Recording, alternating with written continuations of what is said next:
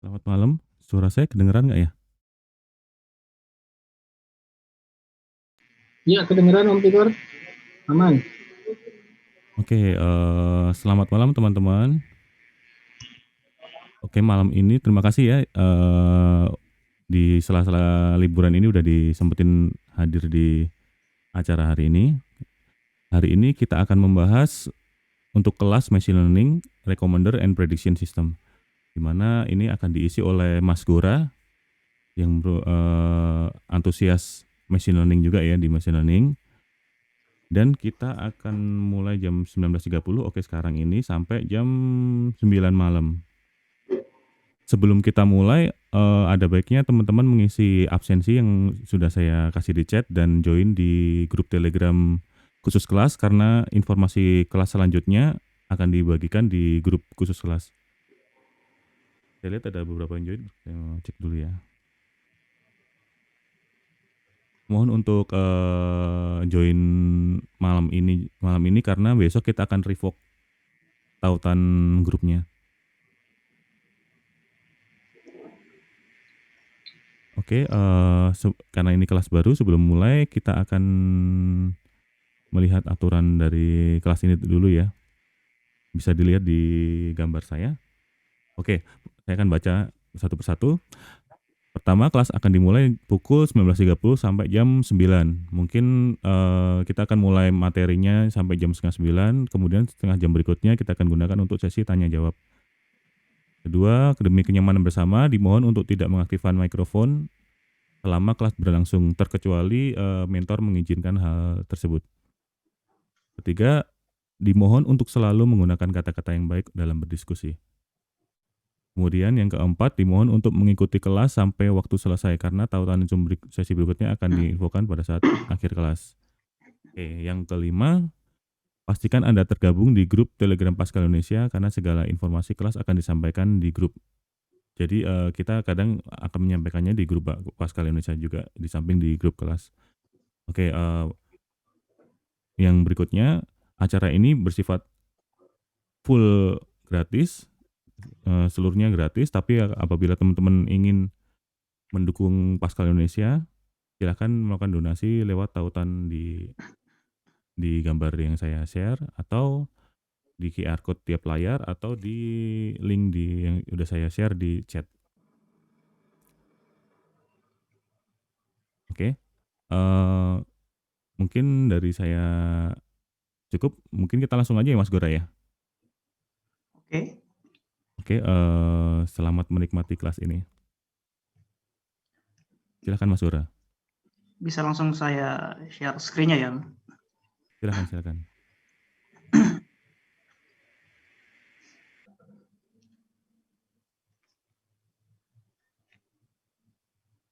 Oke, sudah muncul dan suara saya kedengaran? Muncul Mas, Kedengeran. aman. Kalau ada masalah di tengah-tengah, silakan langsung berkabar aja ya. Oke. Oke, selamat malam semuanya. Assalamualaikum. Terima kasih sudah berkenan datang di sesi ini ya. Walaupun malam minggu dan long weekend ya sepertinya di sana. Jadi terima kasih. Jadi saya akan menemani rekan-rekan sekalian untuk 4 pertemuan ke depan belajar machine learning. Tajuknya adalah sistem rekomendasi dan prediksi. Ya, tapi dalamnya machine learning. Kita belajar machine learning untuk penerapan ke sana. Oke. Sebelumnya perkenalan dulu ya mungkin. Nama saya Arya Gora Prabono, panggil aja Gora.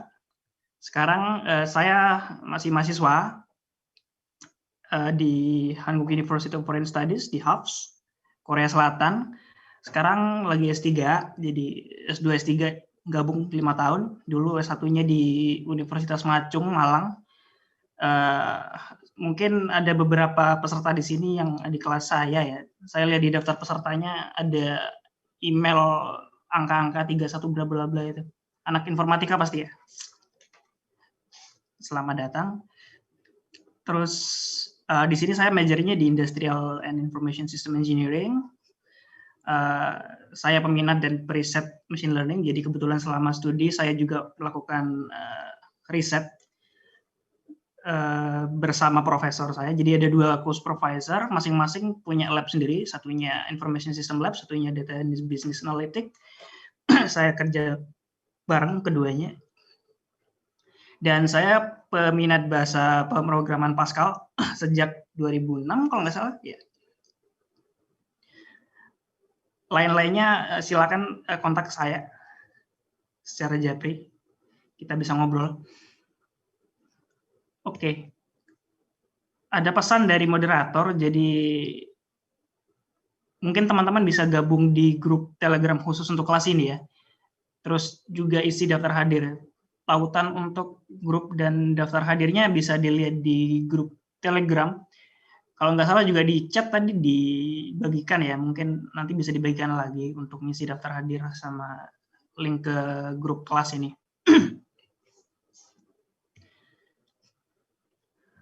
Kemudian ini rencana belajar kita ya. Saya sedikit mengubah susunannya ya. Jadi kalau di poster kemarin unsupervised learning ditaruh di hari kedua atau besok, saya rencananya pindahkan ke belakang karena setelah dipikir-pikir alur belajarnya lebih nyaman kalau kita belajar yang seperti ini gitu. Jadi yang supervised learning terus unsupervised learning. Mungkin sudah ada yang pernah dengar itu dan punya usul lain, misalkan nggak mau diganti susunannya, silakan nanti berkabar aja. Gitu. Jadi di pertemuan pertama atau yang sekarang kita perkenalan dulu ya, perkenalan overview sedikit tentang machine learning, juga mempersiapkan persiapan materi prakteknya gimana. Kemudian di pertemuan kedua kita mencoba mulai eksplorasi, ada yang namanya supervised learning. Nanti kita akan belajar bareng apa itu. Ada yang namanya regresi linear, ada yang namanya regresi logistik untuk berbagai tujuan yang berfaedah. Kemudian kita akan belajar versi canggihnya lagi di bagian jaringan saraf tiruan atau ANN. Ini cukup populer. Kemudian setelah itu kita belajar clustering dan association rule mining. Nanti untuk masing-masing pertemuan ini kita akan belajar berdasarkan studi kasus ya. Kita pakai data yang real, data betul-betul real world data. Jadi semoga bermanfaat juga buat teman-teman.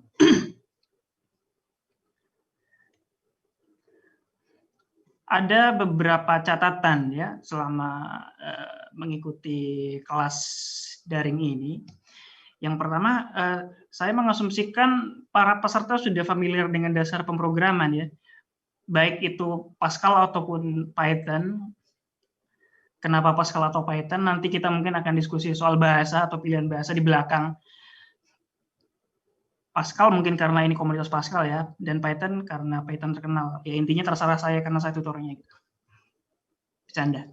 Jadi ya saya mengasumsikan peserta udah bisa coding, input output, looping, if else, sama struktur data khususnya array atau matrix, dan operasi aritmatika. Jadi kita nggak akan belajar ini dari nol.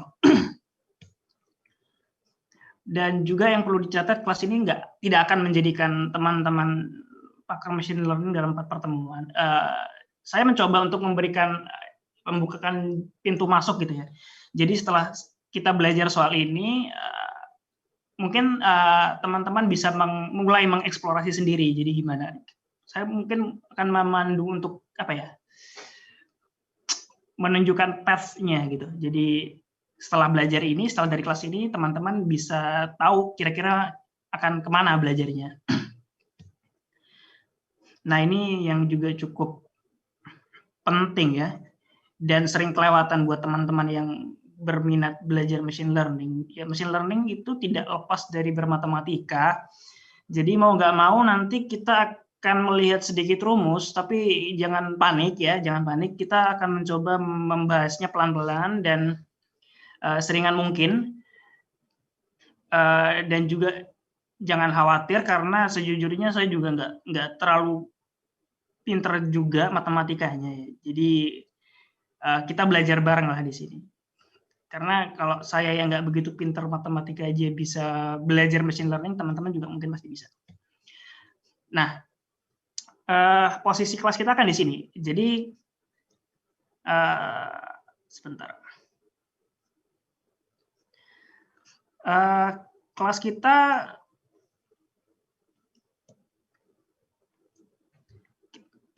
ada di sini ya.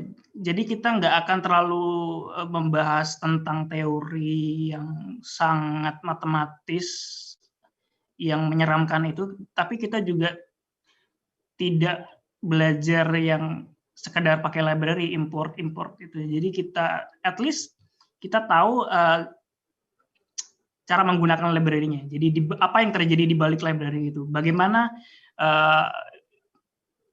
matematika itu bisa membuat kita melakukan hal-hal yang dilakukan library itu. Jadi kita tahu konsepnya antara teori dengan praktiknya. Jadi kita tidak akan menjadi import skeleton scientist gitu ya. Jadi kita memang akan mencoba paham apa yang terjadi di balik library yang dipakai itu. Dan jangan khawatir. Oke. Kalau kita bicara tentang machine learning sebelumnya, kita juga bakal menyinggung tentang yang namanya AI ya, artificial intelligence, karena barangkali sering dipakai dua istilah ini dan mungkin saling tukar, AI dan machine learning. Jadi apa sih sebetulnya AI, apa sih sebetulnya machine learning gitu. Pertama kita mulai dari AI dulu. AI itu adalah tentu kecerdasan buatan bahasa Indonesianya. Apa kecerdasan buatan itu? Jadi kecerdasan buatan adalah agen apa ya, bisa robot, bisa program komputer dan lain sebagainya yang bisa meniru kecerdasan manusia dalam melakukan tugas yang spesifik. Jadi kata kuncinya tugas yang spesifik ya. Jadi dia bisa meniru kecerdasan manusia untuk melakukan tugas yang spesifik. Kalau kita bikin program untuk membuat prediksi, ya udah tugasnya dia untuk prediksi gitu. Kalau kita bikin robot yang tugasnya untuk pindah-pindah barang, ya udah itu tugasnya. Jadi spesifik, nggak general ya. Artificial intelligence beda dengan artificial general intelligence. Jadi yang itu masih dongeng ya. Jadi AI yang bisa meniru kecerdasan sampai level manusia, tapi belum ada sampai sekarang. Jadi ini AI. Jadi AI adalah agen yang bisa meniru kecerdasan manusia gitu. Oke, next. Selanjutnya, di mana posisi machine learning? Jadi AI sendiri itu adalah merupakan disiplin yang sangat luas ya. Dan ternyata machine learning itu adalah bagiannya AI. Jadi begini, di AI itu kita kan ingin membuat program atau agen yang bisa meniru kecerdasan manusia. Caranya bagaimana? Ada dua, paling tidak ada dua. Pertama knowledge driven, yang kedua adalah data driven. Apa itu? Oke, yang knowledge driven itu adalah AI yang meniru kecerdasan manusia berdasarkan seperangkat aturan yang ditetapkan oleh pembuatnya. Jadi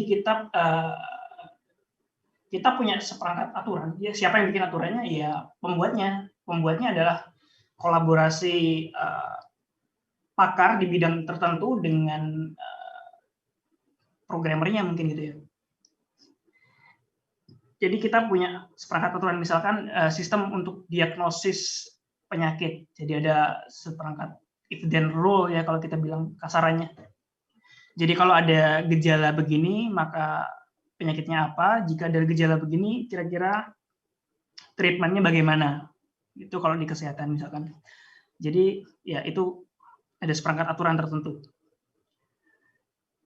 Kalau misalkan temannya ada yang bikin ngaku-ngaku bikin AI gitu ya, tapi ternyata isinya cuma if then, masukkan tanggal lahir, zodiak Anda adalah Sagittarius misalkan, itu jangan diketawain ya, karena itu sudah memenuhi definisi AI. Ya betul dia lagi bikin AI, jangan diketawain, biarin dia senang gitu, nggak apa-apa karena betul. Pertama ada bikin AI dengan cara knowledge driven, yang kedua adalah data driven. Jadi kita membuat program yang bisa meniru kecerdasan manusia dengan memanfaatkan data. Jadi ya belajar dari data.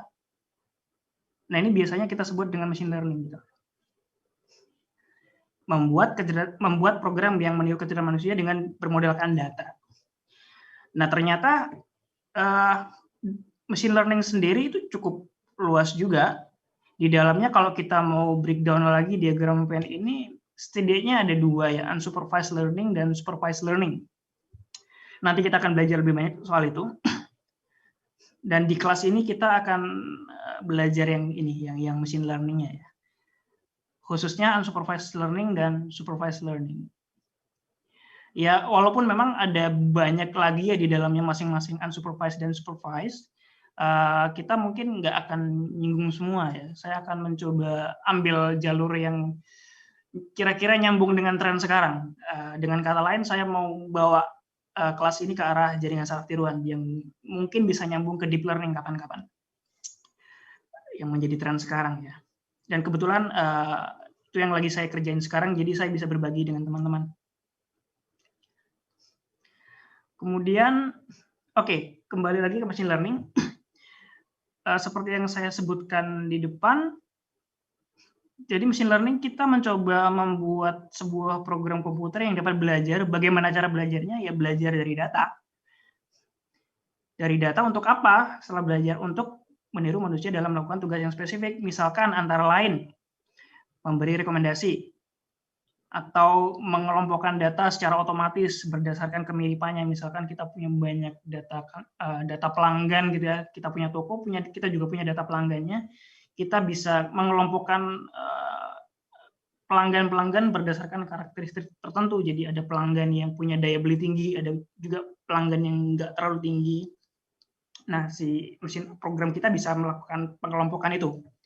Kemudian bisa juga membuat prediksi, misalkan beberapa bulan kemudian curah hujan akan menjadi seperti ini, atau dan lain sebagainya gitu ya. Kira-kira begitu. Modalnya dari mana untuk bisa bikin kayak gini ya? Dari data gitu. Nah, kita ngomong soal data, tapi sebelum kita ngomong lebih jauh tentang machine learning, data itu apa sih? Ada baiknya kita belajar dulu data yang kita maksud di sini dengan konteks machine learning itu apa. Saya coba ambil pengertian atau definisi data dari OECD. Wikipedia lah katakan. Jadi data itu adalah kumpulan informasi faktual yang diperoleh melalui observasi. Observasi di mana? Ya observasi bisa dilihat langsung gitu. Yang kita sebagai pengumpul data ngelihat langsung, kemudian mencatat gitu. Ternyata pohon ini tingginya sekian pada hari ini, kita catat gitu. Terus besoknya kita catat lagi, oh ternyata nambah sekian. Oh besoknya juga nambah lagi sekian, kita catat. Nah, itu namanya observasi. Bisa juga kumpulan informasi ini diperoleh dengan cara alat yang dapat merekam gitu. Misalkan kalau kita mau mengumpulkan data temperatur, ya, data suhu, ya kita pakai termometer. Kemudian kita catat datanya gitu. Jadilah data. Dan kalau kita bicara di konteks machine learning, datanya biasanya berupa numerik atau kategori. Ya mungkin beberapa teman-teman pernah dengar kalau ada yang datanya teks atau datanya image atau datanya suara. Betul, cuma pada akhirnya nanti akan dipreproses dan akhirnya representasinya adalah numerik atau kategori gitu. Nanti kita akan belajar lagi di belakang. Dan data beda sama informasi ya. Data itu ya apa ya? Data itu ya data sekumpulan fakta. Sementara data yang diolah dan data yang divisualisasikan dan dianalisis dan akhirnya memberikan kita insight yang bermanfaat itu yang namanya informasi. Kemudian kalau kita ngomong data sekarang, oke, data itu adalah itu. Bentuknya kayak gimana sih data itu? Bagaimana kita mengasosiasikan pikiran kita kalau dengar kata data? Oh, Excel gitu, tabel, gitu. Ya betul, nggak salah gitu. Dan pada faktanya memang di machine learning kita akan banyak bekerja dengan data yang seperti ini ya. Ini saya ambil contoh data harga mobil, ya gitu. Data ya kira-kira seperti ini. Ini bentuk data tabel ya, data tabel. yang sering ditemui. Jadi data Excel lah kalau teman-teman bilang gitu, atau CSV. Ya kayak gini. Tapi di dunia machine learning ini data ada macam-macam gitu. Nggak cuma yang kayak gini. Misalkan data time series ya. Data time series itu data yang punya informasi waktu. Atau data terurut berdasarkan waktu. Misalkan ini adalah contoh data time series untuk jumlah kasus demam berdarah dari tahun 2008 sampai tahun 2015. Gitu. Ya seperti ini. Jadi datanya berubah berdasarkan waktu. Jadi istilahnya time variant.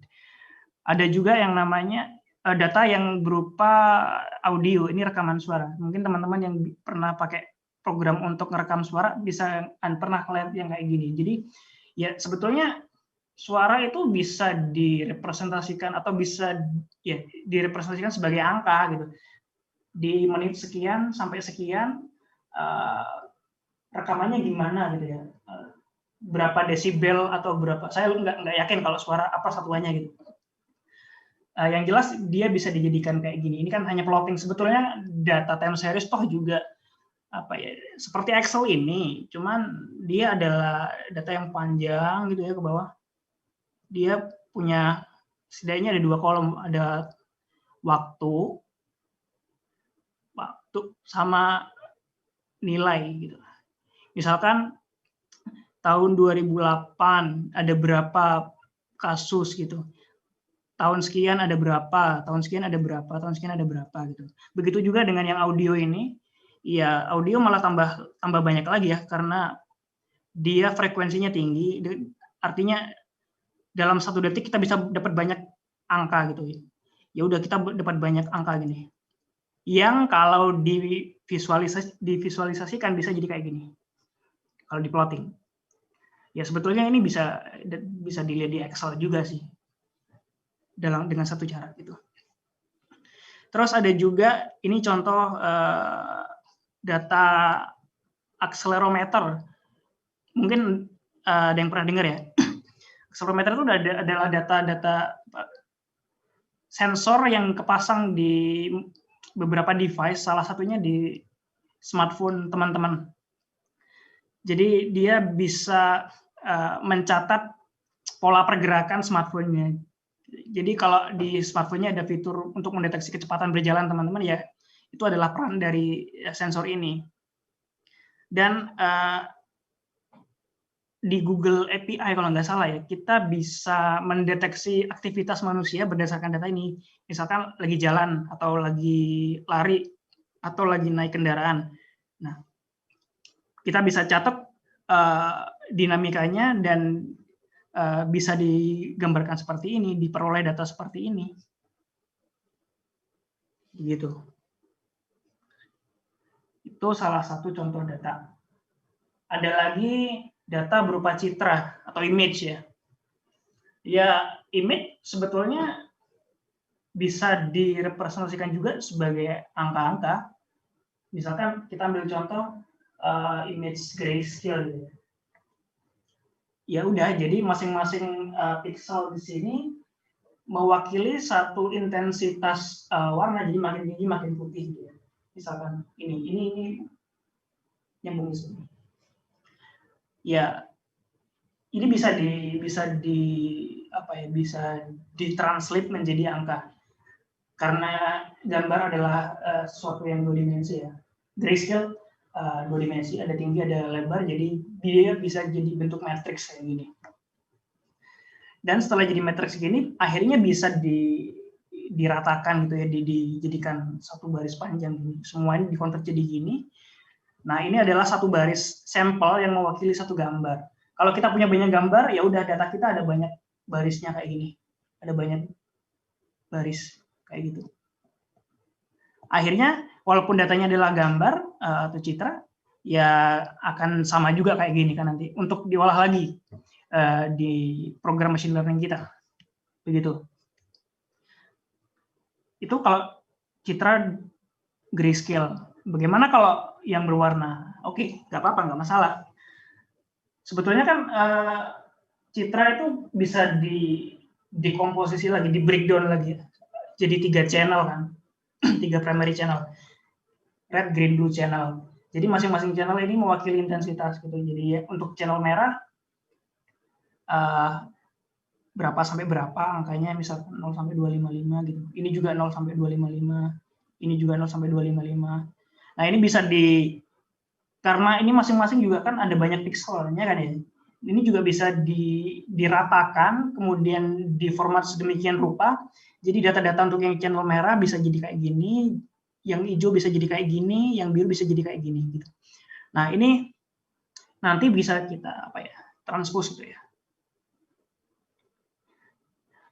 Satu data dari satu sampel image ini bisa jadi satu baris panjang gitu. Kalau kita punya banyak image, ya udah kita punya banyak baris. Nah, gitu. Nah, data tabel lagi gitu.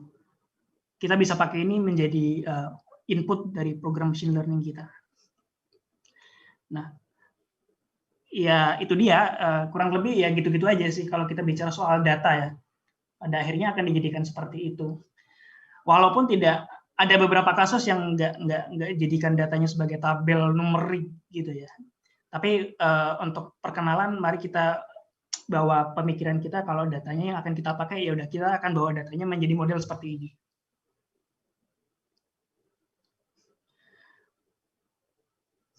Oke, ada lagi data jenis lain ya. Ada ini data teks. Ini gambar bergerak atau video. Bisa lebih kompleks lagi dan lebih panjang lagi, kita bisa dapat satu baris dari satu sampel ini. Karena video dari beberapa image, apalagi video yang berwarna, akan ada banyak kolom. Bisa juga kita mendapatkan data dari skeleton, dari apa ya? Dari kayak stick figure ini yang warna biru ini. Ya, itu juga bisa direpresentasikan jadi data. Salah satu aplikasinya adalah pengenalan aktivitas manusia. Dia lagi apa? Oh, dia lagi senam gitu. Ada juga data berupa network. Data network itu adalah pembahasan lain ya nanti.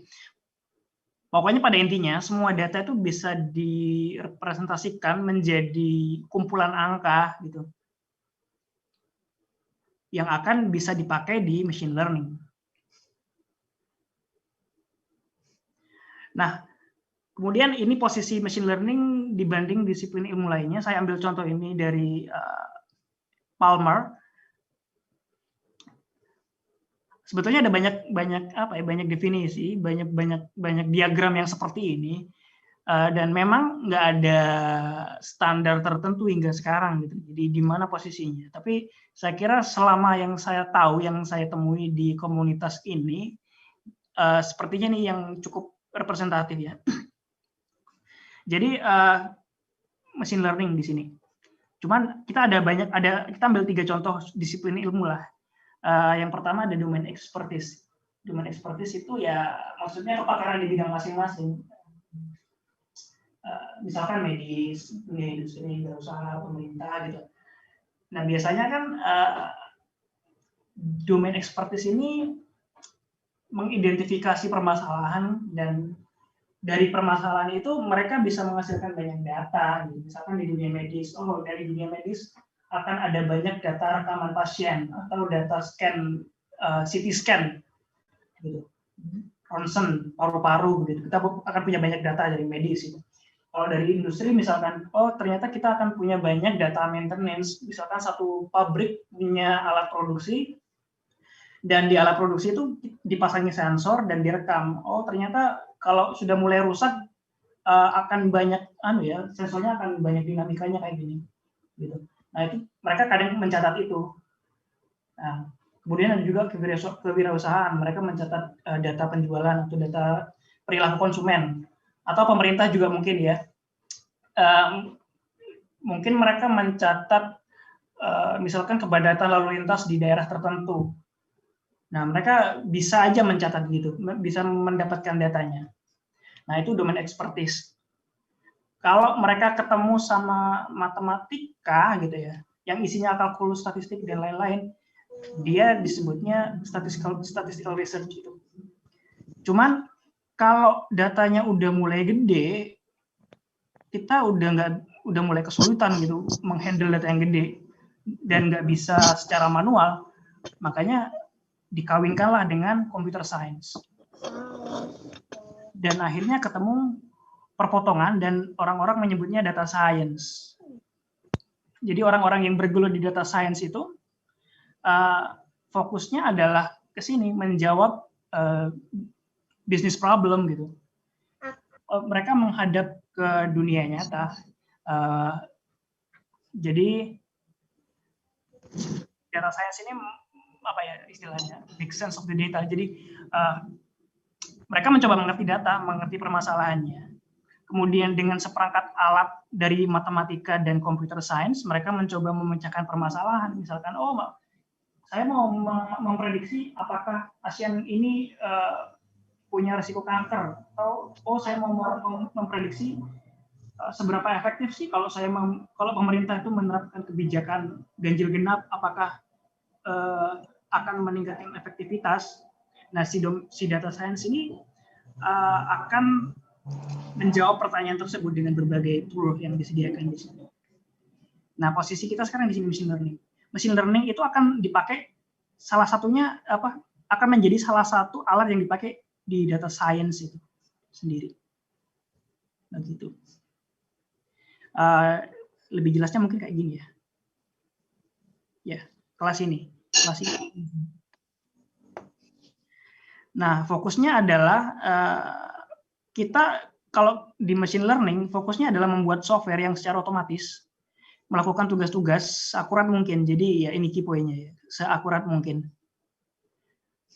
Perkara jadi machine learning itu adalah persoalan hasil akhir ya, persoalan akurat atau tidak. Persoalan si model yang kita bikin itu bisa dimengerti atau enggak, itu adalah ranahnya data science. Nah, si data science ini menghubungkan data-data yang dihasilkan dari sini, dari domain expert ini, ke kita, ke machine learning. Jadi misalkan si data scientist sudah menemukan data, misalkan kita ambil contoh data medis, gitu. Kita punya data pasien-pasien. Kemudian si data scientist itu merumuskan permasalahan. Saya mau bikin program untuk mengklasifikasi, untuk memprediksi apakah foto scan ini kanker atau bukan gitu. Tolong bikinkan model yang akurat. Nah, disitulah machine learning bekerja. Gitu. Oke, kemudian yang pertama kita masuk ke supervised learning. Udah seperti yang saya bilang tadi, jadi machine learning punya ada dua. Ada yang supervised learning, ada yang unsupervised. Kita belajar satu-satu, kita mulai dari yang supervised learning dulu. Apa sih supervised learning itu? Kita belajar dari data dengan cara supervised learning. Nah, jadi supervised learning, kita membuat program komputer yang belajar dari data yang disertai label. Label yang seperti apa? Nanti kita akan belajar lagi sesaat lagi. Jadi kata kuncinya adalah di data itu ada labelnya. Jadi kita punya komponen sampel. Sampel itu kita tentukan labelnya gitu. Nah, contoh apa saja yang bisa dilakukan dari ini? Kita bisa melakukan klasifikasi. Klasifikasi itu memprediksi kategori, misalkan ini sekumpulan data kucing, gitu. Gambar kucing yang ini katakanlah anjing. Nah, kucing, anjing itu kan kategori ya. Nah, kalau kita memprediksi kategori itu kita sebutnya klasifikasi. Kita juga bisa melakukan regresi atau memprediksi numerik, misalkan ini yang inilah misalkan. Katakanlah ini sumbu X, itu adalah waktu. Sumbu Y-nya adalah suhu bumi. Nah, suhu kan numerik ya. Jadi kalau kita memprediksi sesuatu yang numerik, kita sedang melakukan regresi. Gitu. Jadi misalkan kita mau prediksi ke depannya nih, kita ekstrapolate ke sini. Tahun 2030 berapa ya suhunya gitu. Nah, kita sedang melakukan prediksi numerik di sini. Kita meregresi. Katakanlah sekarang 2020. Seperti itu. Nah, contohnya aplikasinya gimana? Misalkan seperti ini. Katakanlah di pandemi ini musimnya COVID gitu ya, kita orang-orang pada bikin deteksi masker. Sebelah kiri proyek kecil-kecilan ya, ini bikinnya pakai Pascal ngomong-ngomong. Ya, deteksi masker. Ada 3 kelas, dia bisa deteksi klasifikasi untuk 3 kelas. Pakai masker, nggak pakai masker, atau pakai masker tapi nggak bener gitu. Kalau yang sebelah kanan ini udah lebih canggih lagi ya. Jadi mereka melakukan klasifikasi objek. Ini orang pintar yang bikin, namanya Joseph Redmond. Kalau teman-teman pernah dengar ada yang namanya metode you only look once, nah ini ya, you only look once ini metode YOLO namanya. Jadi dia kira-kira 60 fps, 60 frame per second, dia bisa melakukan secara real time ya klasifikasi. Oh ini ternyata orang, oh ini ternyata truk, begitu. Nah, seperti itu salah satu contohnya. Jadi mereka melakukan prediksi kategori. Nah kalau ini yang sebelah kiri datanya data wajah kembaran saya ya. Jadi saya capture, kumpulin banyak, kemudian saya kasih label. Nah satu data kayak gini, seperti yang udah saya jelasin tadi, saya jadiin grayscale, terus saya jadiin masing-masing gambar muka dijadiin satu baris vektor panjang gitu. Terus dikasih label di sini. Satu itu pakai masker atau apalah gitu. Nah kayak gitu. Kalau yang di contoh kedua ini lebih canggih lagi ya, lebih gede lagi datanya. Selain itu, salah satu contoh yang lain saya ambil contohnya dari dunia perkovitan. Jadi ada yang namanya Lunit. Lunit itu Korea Selatan punya. Jadi sistem ini dikembangkan di Korea Selatan dan lagi dipakai di beberapa negara yang lainnya. Program ini melakukan deteksi bagian paru-paru mana yang ada potensi bahwa dia itu adalah COVID gitu. Nah, faedahnya adalah program ini bisa membantu proses triage. Proses triage itu adalah apa ya? Menentukan prioritasnya, mana pasien yang diperlakukan secara urgent atau mana yang pasien yang oke lah nggak apa-apa ini baik-baik saja gitu. Ini membantu tenaga medis untuk menentukan yang seperti itu. Begitu. Jadi ini bisa dibilang regresi mungkin. Jadi dia secara numerik dia memprediksi di koordinat mana dari paru-paru ini yang merupakan bagian yang ada potensi tinggi menjadi sebagai pasien COVID. Katakanlah seperti itu. Nah, secara konkret seperti ini. Saya ambil contoh data lain ya. Contoh data diagnosis kanker. Jadi di data yang ini adalah data gambar tumor. Seperti yang kita tahu ya, semua dari kita pasti punya yang namanya tumor-tumor seperti ini. Cuman ada tumor yang berpotensi menjadi kanker, ada tumor yang nggak berpotensi jadi kanker dan nggak apa-apa kalau kita biarin begitu aja. Jadi seperti itu. Kalau yang berpotensi kanker kita sebutnya malignan, kalau yang nggak berpotensi kanker kita sebutnya benign. Nah dari data ini, jadi dokter-dokter pada tahun 1990 itu ngumpulin data barang-barang kayak gini kecil-kecil ini. Mereka ukur pakai alat sendiri, mereka dapatkan ini diameter ya jari-jarinya lingkaran kecil-kecil ini jari-jarinya berapa, terus teksturnya bagaimana, tekstur dalam artian standar deviasi dari grayscale-nya gitu ya, atau diukur juga diameter dan lain sebagainya. Nah, data-datanya direkam seperti itu. Data ini kan ada banyak sampelnya ya, satu baris mewakili satu sampel.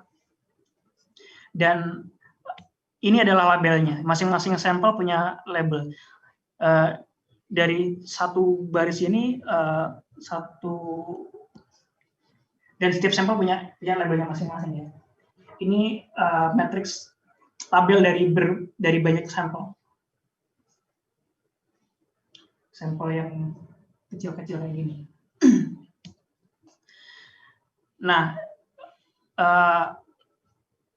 kolom-kolom lainnya, kolom-kolom selain label disebutnya feature.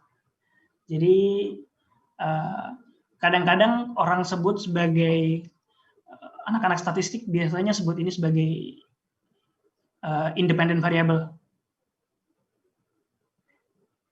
Ada juga yang bilang ini sebagai covariate. Ada juga yang bilang sebagai atribut. Nah, tapi di machine learning biasanya kolom-kolom ini disebut feature yang mendeskripsikan suatu label. Jadi ya seperti itu. Dari ukurannya, terus dari konturnya seperti apa, terus dari segi lainnya. Jadi satu sampel itu bisa dideskripsikan dengan angka gitu. Kebetulan yang ini sampelnya malignan atau tumor yang berbahaya, dan yang ini adalah tumor yang tidak berbahaya. Ini salah satu contohnya. Kemudian contoh lain dari data beserta label tadi deteksi masker ya yang saya tunjukin. Itu datanya dari gambar betul sebetulnya. Jadi ada banyak gambarnya kayak gini. Saya ambil selfie kembaran saya, gitu. Ambil banyak foto, saya bisa tunjukin banyak itu. Banyak contohnya. Oh bukan. Jadi datanya kurang lebih seperti ini. Ini data pada saat nggak pakai masker. Ini data pada saat pakai masker. Dan ini foto saat pakai masker tapi nggak bener gitu. Foto kembaran saya semua. Nah, foto ini saya convert jadi grayscale. Ini kan warna-warni. Saya convert jadi grayscale. Terus akhirnya kan jadi berapa kali berapa matriks gitu. Ada banyak pixel grayscale. Grayscale ini matriks ini saya ratakan di flatten ya istilahnya. Diratakan jadi banyak.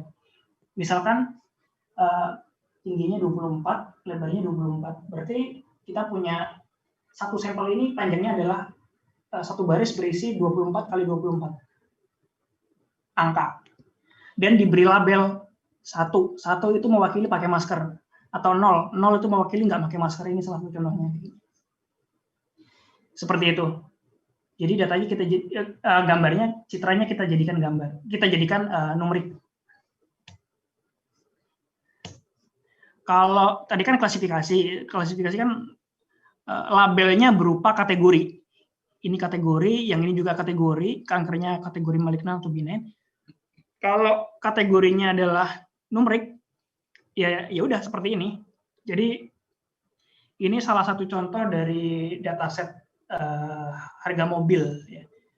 Jadi kalau Audi harganya sekian dengan feature, ini kita sebut feature ya, feature atau fitur.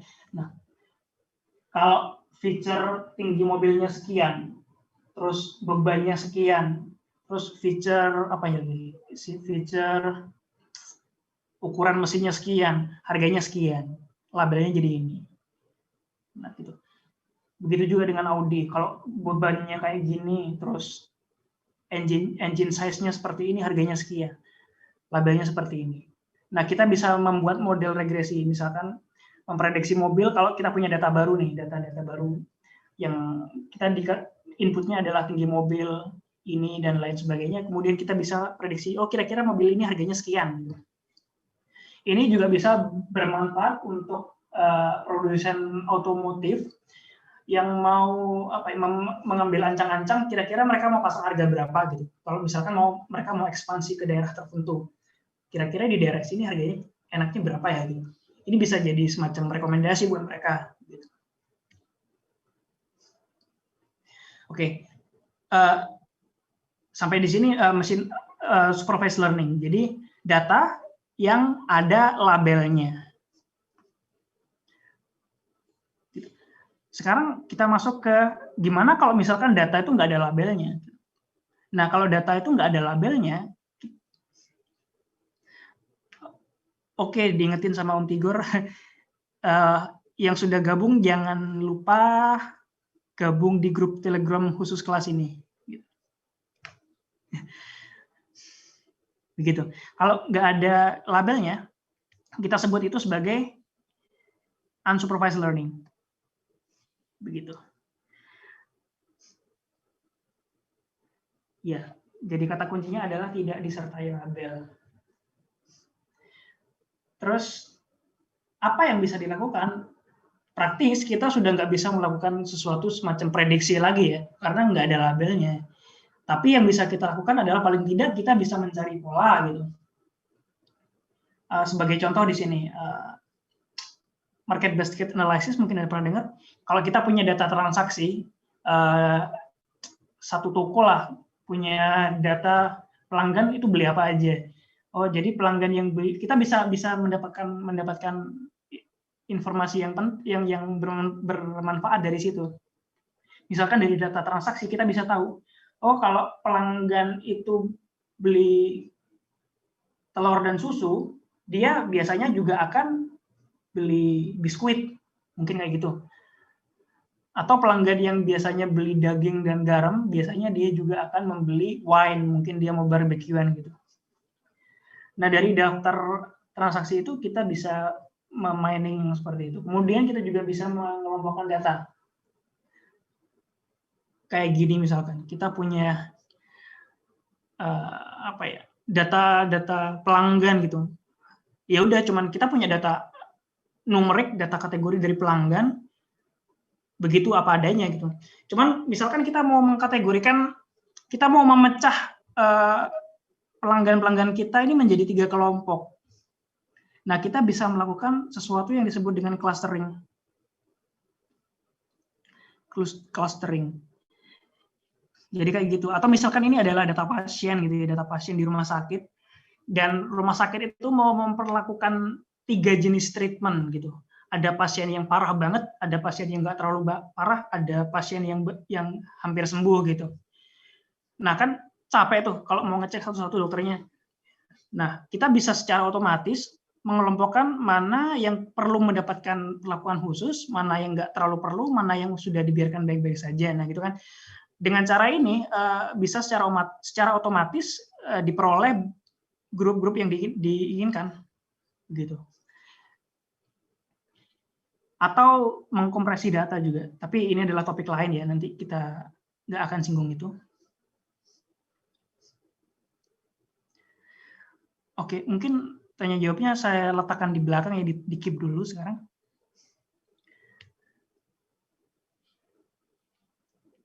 Selanjutnya, oh ya ini beberapa contoh penerapan unsupervised learning ya. Misalkan kita mau segmentasi pasar, kita punya mall misalkan, kita punya mall dan mall kita dipasangi AI gitu. Nah, ini adalah rekaman customer kita gitu. Jadi misalkan kita mencatat penghasilan tahunan mereka. Jadi pas si customer beli sesuatu, mereka disuruh ngisi survei gitu ya. Penghasilan tahunnya berapa, terus umur berapa, apa gendernya gitu. Nah, kita tentukan skor belanjanya. Biasanya kan mall-mall itu ngasih membernya skor belanja. Kalau mereka belanja banyak, skornya tinggi gitu. Sering belanja tambah tinggi lagi gitu. Nah, dengan clustering atau dengan unsupervised learning, kita bisa melakukan pengelompokan. Misalkan kita kita ambil kolom penghasilan tahunan, dan dimensi yang satunya adalah skor belanja. Ternyata ketemu pola kayak gini, ada 5 cluster. Jadi ada 5 pola perilaku konsumernya gitu. Misalkan kita ketemu cluster yang di sini nih. Oh, ternyata penghasilannya tinggi banget. Dan skor belanjanya tinggi. Berarti ini adalah good spender gitu. Mereka suka beli barang dari mall kita dan mereka punya rekam jejak bagus. Ini bisa jadi target kita untuk kirim campaigns atau promosi. Atau kalau kita mau membuka gerai berisi barang-barang mewah gitu ya. Nggak tahu ya. apa ya mereknya, LV mungkin atau apa ya, kita bisa tujukan itu ke mereka yang ada di sini, begitu.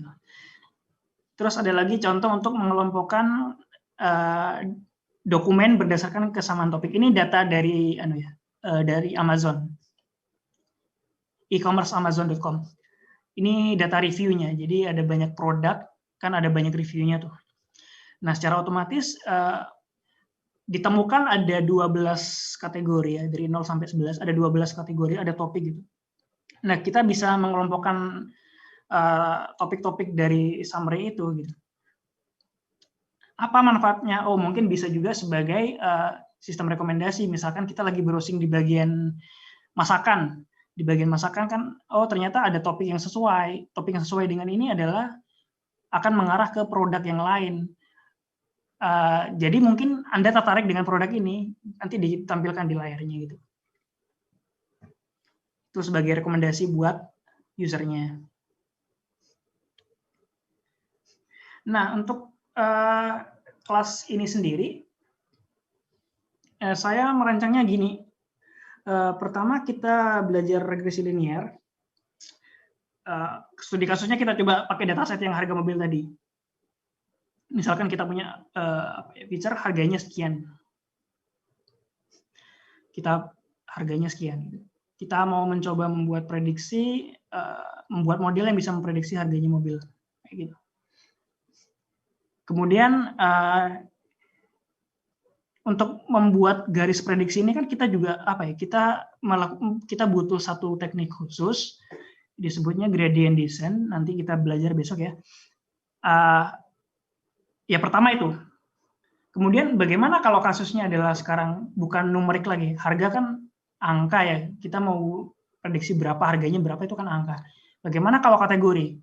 Kategori 0 itu tidak COVID atau 1 itu COVID berdasarkan suhu. Kira-kira suhunya 37,5 ya, 37,5 derajat Celcius. Nah, bagaimana kita membuat model yang bisa memprediksi seperti ini? Nah, itu nanti masuk ke regresi logistik di besok. Seperti itu. Jadi ini adalah kelanjutan dari regresi linear, tapi yang dimodifikasi agar bisa memprediksi kategori. Kemudian bagaimana kalau datanya tambah rumit gitu? Ini kan suhu kan cuma satu dimensi. Bagaimana kalau melibatkan juga suhu ya? Ini kolom suhu, ini kolom intensitas batuk. Misalkan ada kolom lagi, ada riwayat traveling, ada lagi kolom lainnya. Bagaimana kalau sudah lebih banyak lagi variabelnya? Bagaimana misalkan juga kalau kelasnya nggak cuma 0 sama 1, bagaimana kalau kelasnya juga ini tidak COVID, ini nomor 1 ini agak COVID, yang nomor 2 ini benar-benar COVID. Itu kalau contohnya COVID gitu ya. Bagaimana kalau lebih banyak lagi kelasnya? Ternyata datanya berupa gambar gitu. Gambar kan high dimension ya, dimensinya ada banyak, berarti barisnya panjang gitu. Dan kelasnya digit, kalau kita bicara angka 0 sampai 9 kan kategorinya. Nah, itu tambah sulit lagi, jadi kita bisa teruskan ke neural network. Jadi neural network adalah terusannya dari logistic regression gitu. Yang nantinya bisa disambungkan ke deep learning kalau ada lagi sesi selanjutnya gitu. Itu untuk yang supervised learning. Nah, selanjutnya gimana kalau misalkan nggak ada labelnya? Nah, kita akan belajar di sini, belajar yang unsupervised. Ini bagian yang supervised. Kita belajar yang supervised dulu. Besok ya, sekarang cuma pengantar aja. Kemudian setelah itu kita belajar yang unsupervised. Barangkali ini agak beda dengan yang di poster kemarin ya. Rencananya unsupervised itu hari kedua besok, cuman saya atur-atur lagi. Jadi yang ini hari kedua, yang ini hari ketiga, ini hari keempat. Jika sesuai dengan jadwalnya, jika tepat waktu. Seperti itu. Seperti yang saya sebutkan tadi, kita belajarnya berdasarkan kasus ya. Kalau yang regresi linear, kita prediksi harga mobil. Yang logistik, kita coba klasifikasi tumor. Untuk klasifikasi.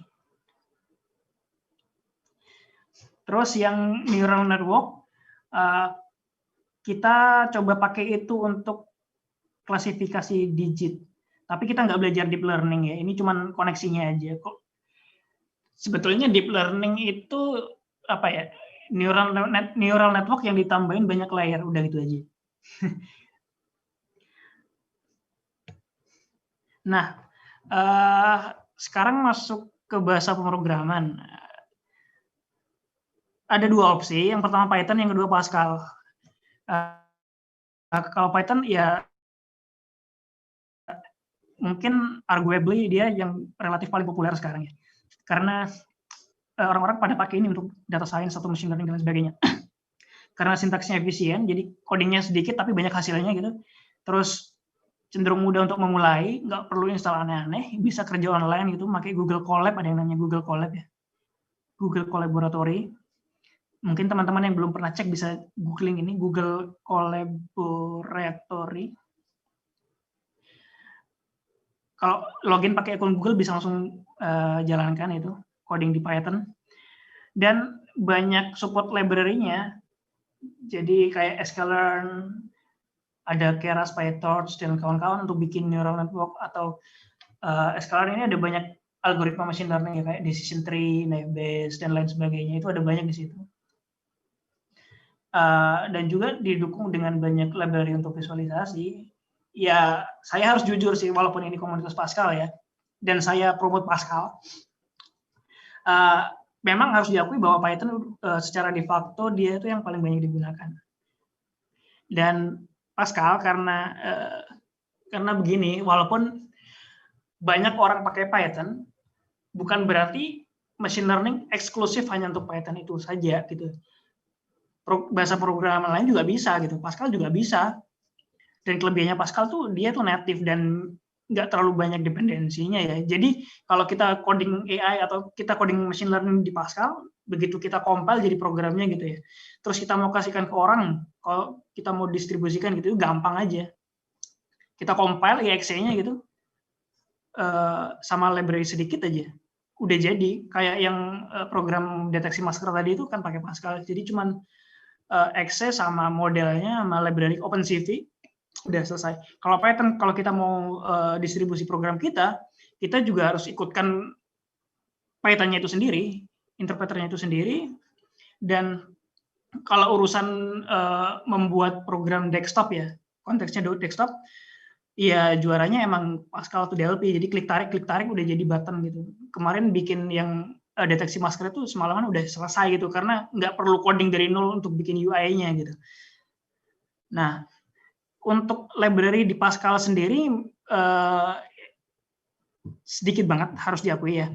Paling tidak ada yang namanya Pascal Neural API, itu seperti Keras ya. Saya tunjukin di sini. Neural API.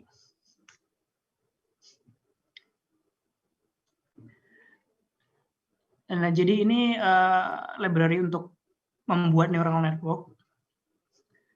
Bisa kepake buat logistic regression, bisa kepake buat linear regression juga. Nah, nggak banyak memang. Setahu saya malah cuma ada itu ya untuk neural network. Kemudian ada juga ini bikinan saya sendiri kemarin. Jadi yang deteksi masker itu saya bikin library untuk neural network. Jadi mirip PyTorch, mungkin ada yang udah tahu. Promosi tipis-tipis nggak apa-apa lah ya. Karena emang nggak ada lagi gitu. Nah, ada di GitHub saya namanya Noi gitu ya. Dia bisa dipakai untuk bikin neural network. Karena kesulitan utamanya adalah struktur datanya ya. Kalau kita kerja dengan machine learning, biasanya kita butuh struktur data matrix 2 dimensi, 3 dimensi, atau berapapun. Cuman nggak ada standar pakem yang bisa menyamai dunia Python di Pascal seperti itu. Jadinya mau nggak mau harus bikin lagi sendiri dari nol. Nah, ya untuk kepentingan belajar saya rasa udah cukup ya. Saya coba bikinkan library tambahan untuk Pascal. Tapi keputusan mau pakai Python atau Pascal saya balikin ke rekan-rekan sekalian yang ada di sini, yang ada di forum ini. Mau pakai yang mana nanti kami sediakan linknya untuk survei ya, mau lanjut pakai Python atau pakai Pascal. Cuman baik mau pakai Python atau Pascal, saya coba sediakan dua-duanya ya. Jadi walaupun nanti pengantarnya Pascal, saya juga akan sekilas tampilkan versi Python-nya. Begitu juga sebaliknya kalau kita pakai Python, di akhir penjelasan saya tampilkan versi Pascal-nya bagaimana. Saya upayakan seperti itu. Tapi intinya begini, apapun bahasa pemrogramannya, asalkan dia punya struktur data array atau matrix, kalau dia punya 2 dimensi atau lebih, atau kalau punya 3 dimensi atau lebih, dia disebutnya tensor. Nah, itu udah bisa, dan juga bisa melakukan proses tambah kurang kali bagi, dan perkalian matrix. Nah, itu udah cukup untuk bikin program machine learning. Jadi kesimpulannya, apapun bahasanya bisa dipakai untuk bikin machine learning. Cuman, ya kecepatan pengembangan softwarenya adalah persoalan lain ya. Jadi semakin banyak dukungan untuk bahasa tersebut, ya semakin cepat kita bikin programnya di situ. Iya, jadi begitu. Kalau kita pakai Pascal, nanti teman-teman coba download Lazarus ya, Lazarus IDE. Ini versi gratisnya Delphi, versi open source-nya Delphi. Nah, kita bisa pakai itu. Nanti saya sediakan juga template-nya baik untuk Pascal atau Python di GitHub. Ya, nanti teman-teman bisa mengacu ke sana. Ada 2 versi Pascal dan versi Python. Saya mungkin bisa di-share di grup ya nanti. Sama kalau emang pakai Pascal ya, sama sediakan GNU plot untuk plotting. Karena nggak ada solusi komplit ya untuk visualisasi, dan sepertinya ini lebih cepat. Dan program yang library yang saya sediakan untuk Pascal terintegrasi dengan ini, dengan GNU plot. Jadi kalau mau bikin plotting gambar datanya tadi itu bisa pakai itu. Kalau jadi pakai Python, teman-teman bisa pakai Google Colab ya, Google Collaboratory, atau ini online, codingnya di web browser, di Google punya ya yang pertama, atau yang kedua, kalau teman-teman mau kerja di laptop sendiri bisa download Anaconda. Di googling udah ketemu gampang, Anaconda Python. Di Google Collaboratory ini udah lengkap ya, udah terinstall library yang dibutuhkan, misalkan NumPy, Torch, Keras, dan lain sebagainya. Nah, kalau di Anaconda mungkin akan butuh install lagi ya. Kita akan pakai Torch.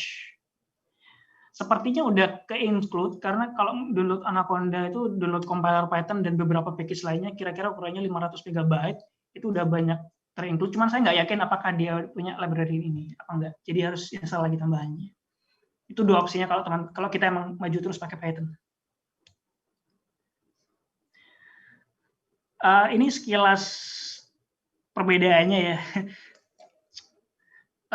Untuk loading data, untuk bikin matrix dan lain sebagainya. Sebetulnya selain library neural network tadi, ada juga yang namanya numeric. Ini NumPy-nya Pascal.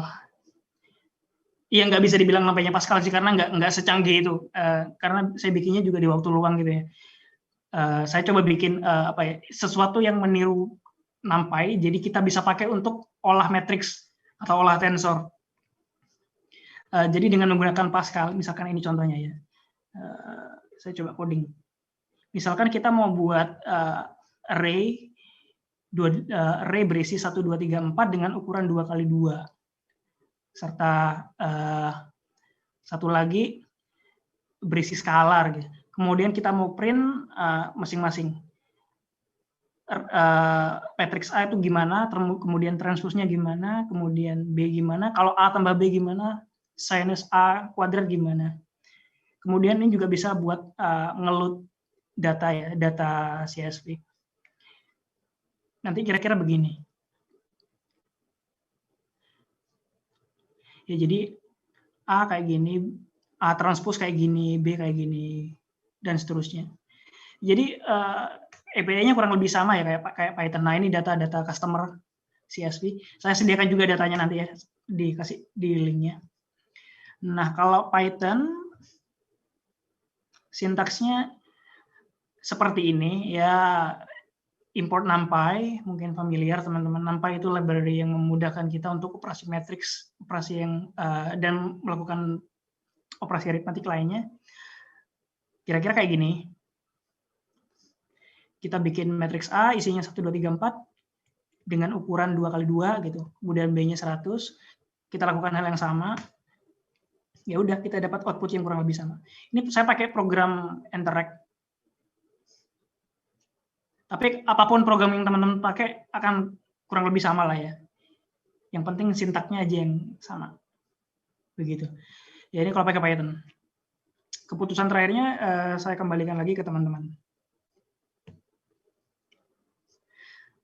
Untuk selanjutnya kita akan belajar supervised learning 1 yang isinya linear regression dan logistic regression.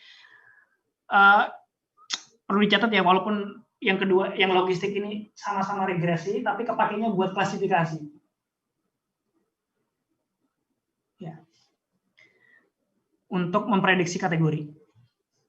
Nanti besok kita akan belajar ini. Nah, ini surveinya, link surveinya. Mungkin juga ada di chat ya, atau di grup. Mohon diisi, jadi nanti dari sini kita akan menentukan bahasa pengantar apa yang akan kita pakai selama kelas ini.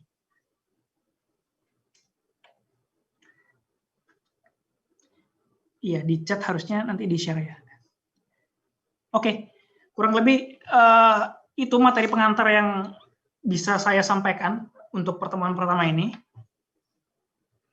Silakan saya kembalikan ke Om Tigor.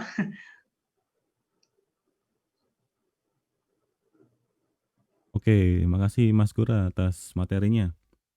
Udah mulai pusing belum teman-teman? Oke. Semoga mudah dicerna ya. Mungkin sesi tanya jawab kita buka ya. Sebelum itu jangan lupa untuk isi absensi dan gabung di grup kelas. Untuk link surveinya juga kita kasih di chat, di grup chat maupun di chat Zoom, silakan diisi. Karena itu nanti akan menentukan sesi selanjutnya bahasa apa yang akan kita pakai ya Mas Gora ya. Walaupun kita tekankan itu konsepnya. Nah, tapi meskipun kita misalkan pilihnya Python, kita Mas Gora juga akan memberi sekilas tentang Pascal. Jadi dua-duanya tetap akan dikasih, tapi titik beratnya ada di teman-teman nih. Ini kalau lihat di gambar saya ini Python nih, 75% nih. 75% Python, oke. Mungkin sambil nunggu, sambil kita tanya jawab aja ya Mas Gora ya. Oke, sambil tanya jawab sambil ngisi nggak apa-apa. Oke, ini tadi yang udah masuk nih, untuk pengenalan wajah bermasker atau tidak. Ini dari Mas Ferry ya. Apa bisa digunakan untuk mendeteksi masker wajah orang lain atau Mas Gora aja? Oh, tadi itu untuk Mas Gora aja atau bisa untuk pakai untuk orang lain? Oh, yang masker. Karena yang masker datasetnya data wajah saya aja ya, jadi cuma saya aja. Tapi satu teman saya yang wajahnya kurang lebih mirip bisa kedeteksi. Tergantung datanya ya. Kalau tekstur karakteristik wajahnya, konturnya kurang lebih sama dengan saya karena isinya kan cuma muka saya itu ya, bisa aja. Dan kalau kita emang mau pakai itu untuk deteksi wajah orang lain, ya kita harus dapetin data wajah dengan variasi sebanyak mungkin, berbagai ras, berbagai jenis kulit, warna kulit gitu. Berbagai warna maskernya juga, kan ada masker warna hitam, ada masker warna-warni, ada masker yang ada gambar mulutnya gitu, itu kan juga challenging di situ. Jadi untuk yang tadi cuma buat demo aja sih, jadi cuma bisa punya saya. Oke, menarik nih karena memang machine learning itu bicara tentang data ya, dataset ya Mas Gora ya. Betul. Jadi sebenarnya tantangannya itu bukan kalau menurut saya sih bukan di codingnya tapi di datanya ya. seberapa bisa Betul, menentukan datanya tentang karena porsi porsi terbesar kita di machine learning sebetulnya ada di bagian datanya sih, mengumpulkan dan mengolah di awal. Kalau algoritmanya sih ya gitu-gitu aja ya. Cuman yang susah itu di bagian domain expertnya itu ya, di bagian ininya tadi. Datanya kan dunia nyata kan datanya nggak bisa seideal yang di laboratorium di lab riset kita kan ya. Datanya liar. Jadi Oke, itu berarti memang tantangannya. kalau dari Mas Ferry ini berarti kesimpulannya sebenarnya tadi itu contohnya memang fotonya Mas Gora aja ya, tapi Nah, memang betul. itu bukan semata-mata terus itu hanya untuk Mas Gora ya dalam artian. Tapi kalau misalkan Mhm. untuk orang apa namanya orang lain memang akurasinya jadi menurun ya Mas Gora ya. Betul, betul. Oke, nah pertanyaan dari saya ini kan kita kan misalkan kita mau riset tentang machine learning ya, itu ada nggak sih data di web, ada nggak sih referensi yang bisa kita gunakan selain kita harus nyari data sendiri? Sebetulnya ada banyak sih, data yang secara public available ya di internet ada banyak. Kalau nggak salah Masker kemarin ada yang sharing Masker dataset deh. Jadi kita nggak perlu cari sendiri datanya gitu. Ada banyak upaya untuk mengumpulkan data di repository online kalau nggak salah satunya UCI Machine Learning. Sorry, UCI Machine Learning itu kita bisa akses banyak jenis data di sini. Pokoknya ada banyak banget lah. Atau apa ya? Kita cari something dataset itu akan banyak muncul. Khususnya karena topik machine learning ini lagi booming ya belakang ini, jadi ada banyak upaya untuk sharing data online, termasuk data Masker tadi. Saya lupa di mana Maskernya gitu. Kalau di Indonesia sendiri ada satu inisiasi namanya atapdata.ai. Nah itu ada beragam data dengan kearifan lokal ya, data Indonesia. Mungkin bisa dicatat atapdata.ai. Kalau ada teman-teman yang mau eksplorasi dengan data yang ada di Indonesia itu. Atau juga di Kaggle ya, kaggle.com itu udah dari banyak banget. Selain data ada juga kompetisi di situ. Bisa dieksplor juga. Ada banyak cara sih intinya. Kalau kita mau main machine learning tapi nggak perlu harus cari data sendiri. Ada banyak orang yang volunteer membagikan datanya. Gitu. Oke, berarti memang udah cukup lumayan banyak yang menyediakan ya Mas Gora ya, mungkin Iya, dataset ada ya. banyak. Oke, karena itu menurut saya sangat penting sekali ya, karena daripada kita sibuk nyari data ya untuk sekadar riset, kalau ada yang nyediain mungkin. Kaggle tuh saya pernah dengar tuh Kaggle. Nah, Oke, pertanyaan berikutnya lah dari Mas Nur ya. Lanjut, tadi sempat dibahas disebut tentang prediksi apakah seseorang beresiko kanker atau tidak. Pertanyaannya, mungkin nggak kita manfaatkan ML untuk mendiagnosa atau memprediksi penyakit yang sedang diidap seseorang? Gaya input macam apa aja yang diperlukan untuk menghasilkan diagnosa tersebut? Silahkan Mas Gura. Mungkin maksud pertanyaannya kita punya datanya orang, cuman terus kita mau prediksi orang ini lagi punya penyakit apa gitu ya? Betul, prediksi penyakit mungkin ya. Sayang sekali tidak bisa seperti itu ya, tidak bisa semudah itu, karena definisinya yang saya sampaikan tadi kan tugasnya machine learning itu untuk hal yang sangat spesifik kan. Kalau kita mau mendiagnosa kanker misalkan, ya data yang harus kita punya adalah data kanker dan labelnya. Jadi dokter melabeli data ini adalah data kanker dan ada banyak data tentang kanker aja. Kalau datanya kita tentang kanker, prediksi yang bisa kita lakukan ya hanya untuk kasus kanker aja, nggak bisa kita bikin suatu program machine learning dengan data kanker dan ujuk-ujuk bisa prediksi anak ini punya diare atau orang ini punya penyakit malaria, nggak bisa. Jadi sangat spesifik. Kalau datanya ini ya udah itulah yang akan diprediksi.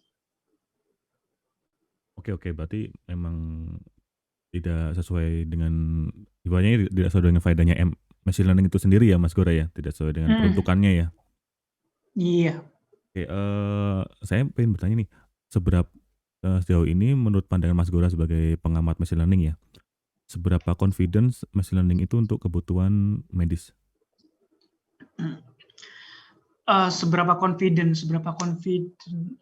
kalau saya sendiri mengira ya, masih diperlukan keterlibatan tenaga medis di sini. Jadi seberapapun akuratnya program machine learning, kebanyakan masih belum bisa menjelaskan. Misalkan kita punya hasil scan-scanan paru-paru gitu ya, masukkan ke program machine learning canggih sekalipun, kemudian lakukan diagnosis. Oh, paru-paru ini punya potensi bronkitis gitu. Cuman waktu kita tanyakan, apa alasan kamu menentukan itu punya penyakit bronkitis? Nggak bisa dijelaskan sampai sekarang. Nah, disitulah peran dokter masuk ya. Jadi selain jadi perannya si machine learning ini adalah informasi sekunder gitu. Primernya tetap dari tenaga medis, cuman si tenaga medis ini dipermudah proses diagnosanya oleh program machine learning tadi itu. Oke, berarti memang machine learning ini sebagai alat bantu ya sampai sekarang ini ya, bukan bisa diandalkan sebagai alat utama ya, Mas Gora ya? Karena urusan hidup mati so far ya, sejauh saya tahu masih belum bisa dilepas sendirian gitu aja. Walaupun ada beberapa riset ya.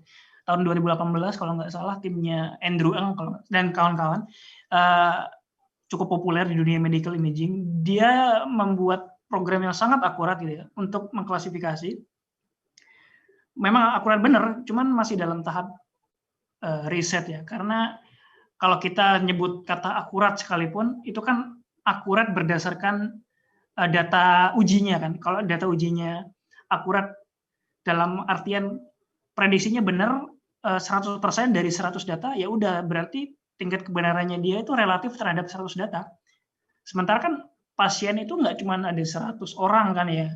Dan juga pasien nggak homogen gitu. Ada pasien dari China, ada pasien dari Afrika yang mungkin karakteristik badannya berbeda gitu.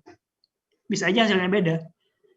Gitu. Jadi tetap masih belum bisa dibiarin gitu, masih butuh keterlibatan tenaga medis beneran, manusia beneran. Oke. Kita lanjut pertanyaan berikutnya. Ini dari Mbak Feodora. Saya ingin bertanya, bagaimana cara kita bisa membantu disabilitas dengan AI? Kebutuhan disabilitas mungkin ya. Jatuh, aduh, duduk. Sorry, suaranya kepotong. Ini ada Mbak Eudora nanya, saya ingin bertanya, bagaimana cara kita bisa membantu disabilitas dengan AI? Disabilitas dengan AI tergantung ya disabilitas kategori apa? Apa ya? Ambil contoh, ada banyak kasus ya. Kalau nggak salah ada satu riset ya, kalau nggak salah ya, dia itu butuh bantuan di bagian penglihatan ya. Kemudian dihubungkan dengan suatu alat dan si alat itu mendeskripsikan apa yang ada di depannya gitu. Itu adalah objek apa? Itu adalah objek apa? Oh, ada obstacle di depanmu, hati-hati gitu. Ya kurang lebih asistif kayak gitu, sedikit-sedikit. Oke. Tergantung disabilitas di bagian apanya ya. Oke, sebenarnya banyak banget ya pemanfaatannya kalau untuk disabilitas ya, tergantung pada kebutuhan disabilitas itu ya. Oke, misalkan ada juga sih kemarin itu lengan bionik ya, lengan tambahan. Jadi ada lengan robotik yang nggak perlu ditancepin ke daging ya, jadi cuma ditempelin pakai dipekatin. Kemudian alatnya itu disambungkan dengan kabel-kabel, dipasangkan ke device EEG namanya ya, bla bla bla itu EEG. Nanti itu sinyalnya kebaca, sinyal dari otak itu kebaca dan ditransfer ke alat itu. Nah, machine learning di situ bisa melakukan prediksi kira-kira jari-jari ini mau gerak seberapa banyak gitu, seberapa derajat gitu dengan komunikasi itu alat EEG. Oh iya, saya pernah lihat tuh demonya tuh di YouTube tuh. Jadi bisa merekam otak itu maunya gimana gitu ya. Dia mau gerak seperti apa gitu ya. Betul. Oke. Kita lanjut aja dulu ke pertanyaan berikutnya. Banyak nih. Oke, dari Mas Abdul Aziz, saya cari di Google mengenai recommendation system, banyak yang membahas tentang collaborative filtering. Nah, di kelas ini kenapa menggunakan association rule mining? Kenapa nggak gunain collaborative filtering? Oke, silakan Mas Ura. Collaborative filtering, mohon perbaiki saya kalau keliru ya. Saya kira collaborative filtering itu adalah satu konsep yang besar banget ya. Collaborative filtering itu kan setahu saya adalah sistem rekomendasi yang dengan memanfaatkan data banyak orang gitu kan. Makanya disebutnya kolaboratif. Jadi ada kumpulan data dari berbagai macam orang. Kemudian dengan modal itu kita bisa melakukan membuat sistem rekomendasi. Kalau mengacu dengan definisi itu, maka sebetulnya association rule mining itu bisa dimasukkan ke dalam kategori collaborative filtering gitu.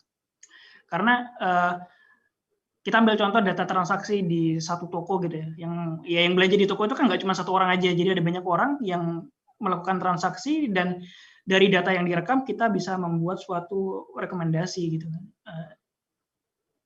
Sebetulnya hanya pilihan menurut saya yang sebagai bahan pengantar cukup mudah untuk yang baru belajar ya. Akhirnya saya pilih rekomendasi association rule mining salah satunya. Lebih ke pilihan yang saya kira gampang aja sih untuk memulai di unsupervised learning. Barangkali bisa jadi masukan kalau emang kita mengadakan sesi lagi selanjutnya, bisa kita bahas soal collaborative filtering. Oke. Berarti memang ini memang subjektif dari Mas Gore pengen bahas tentang associative apa nih namanya? Betul. Ya. Untuk tidak bermaksud untuk membandingkan secara langsung dengan collaborative filtering ya Mas Gore ya. Iya betul. Ya. Subjektif aja sih. Mungkin next time kita bisa sediakan satu set topik dan dijadikan survei barangkali ya. Oke, Untuk dibahas. sekedar info memang collaborative filtering itu memang harus banyak data ya memang ya. Banyak data itu memang itu kebetulan skripsi saya juga ngambil itu CF itu. Tapi saya belum tahu nih associative rule mining seperti apa. Oke, kita bahas nanti belajar bareng kita. aja. Dari Mas Robertus, bagaimana membuat model dari ML dari Python atau Pascal jadi app atau web? Bagaimana buat model ML dari Python atau Pascal jadi app atau web? Sorry Om, suaranya nggak dengeran? Halo, dengeran nggak? Oke, jelas. Oke, ini bagaimana buat model ML dari Python atau Pascal jadi app atau web? Maksudnya gimana ya? Oke, maksudnya mungkin deploy-nya ya. Jadi udah kita coding, udah training, dapat modelnya gitu. Terus mau kita distribusikan, misalkan kalau Python, dari Pascal dulu deh, kita mulai dari Pascal. Kalau Pascal identiknya kan kita compile jadi file exe gitu ya. Ya udah kalau kita coding di Pascal jadinya jadi exe kalau nggak salah. Oke, di sini. Screen saya, ini berhenti ya share screen-nya. Halo? Iya, berhenti share screen-nya. Boleh saya share lagi ya? Boleh, silakan. Oke. Kalau kita coding di Pascal pakai Lazarus gitu ya, tadi jadinya mungkin saya coba matikan webcam saya dulu biar nggak tumpang tindih sama programnya. Jadi exe kayak gini kalau lihat layar saya ya, jadi exe di double klik jalan. Semoga nggak tabrakan sama Zoom ya. Ya. Kalau udah coding selesai, trainingnya jalan, modelnya bisa disimpan. Jadi kebetulan format yang library saya bikin itu jadi .model, isinya ya cuman bobot-bobotnya parameternya machine learning itu. Kemudian karena program ini ada dependensi sama OpenCV, ya kita ikutkan OpenCV-nya. Kemudian ya udah jadilah itu. Itu kalau kasusnya adalah program desktop. Kalau Python juga kurang lebih sama ya, bisa di packaging, tapi kalau nggak salah kita harus ikutkan interpreternya. Jadi python.exe-nya juga diikutin di situ. Kalau desktop. Kalau web bisa, jadi kita bikin semacam itu apa ya? Bikin semacam REST API. Jadi modelnya ditaruh di server. Setelah modelnya ditaruh di server, si kliennya dari sisi klien web browser kita ngupload data.